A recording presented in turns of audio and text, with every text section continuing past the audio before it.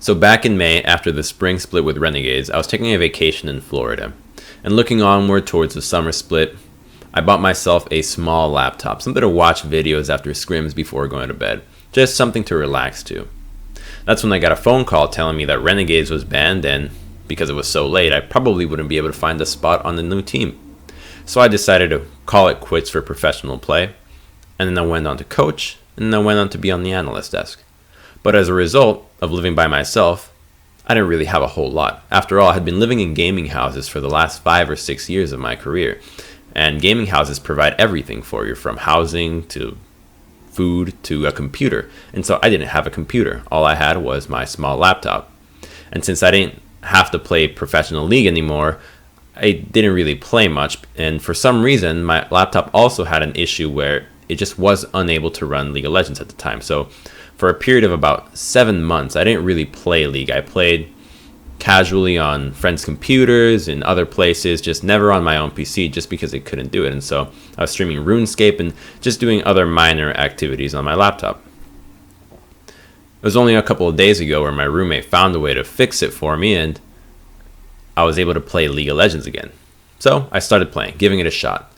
Now back in May, my account was about 400 to 500 masters, and it dropped all the way down in a period of 7 or 8 months to Diamond 5. That's how much it demoted. So I picked it right back up, did my placements, bam, back in Diamond 5, and started to climb again. And I realized the game had changed drastically. And I don't mean the meta. Of course, you keep up with the meta, working on Worlds, Analyst S, you gotta keep up with that, right? Watch tournaments, etc. Just not having the perspective from playing it. And one of the things that, or the reason why I started making videos in the first place, was because I felt like the quality of my games in solo queue was so low that if I made videos, there would be an off chance that somebody that I played with would watch that and improve their own play, and as a result, improve the quality of my own games. Turns out the complete opposite effect has happened. It went even worse than I had initially anticipated. And so I was dumbfounded. How could this be? What's going on? And what was even more surprising is that people just weren't having fun. It seems like every single game, now I've played only for about 4 or 5 days now, and it feels like every single game, people are just complaining that they hate their teammates, that they want to lose, that they hate the meta, that they hate the champions, that they hate the game, that they just hate themselves and don't know why they're there. That's not the game that I remember playing many years ago. I remember playing the game for fun. You play for fun, for the teamwork and all sorts of things, and kind of started realizing that the way that these people were arguing was rather immature. And then started putting the pieces together and just trying to figure out, what could it be? What's the reason behind this new change?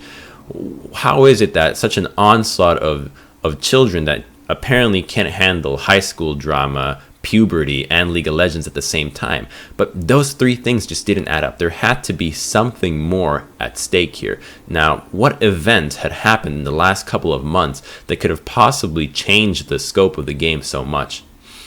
And then it hit me. The recent closing down of Club Penguin is the reason why there's so many children hiding, typing away within solo queue, instead of playing the game, as it reminds them of the days where they had solace hiding behind a drawn flightless bird. Unfortunately for the rest of us, we're going to have to wait for Club Penguin Island to be released before solo queue is enjoyable again.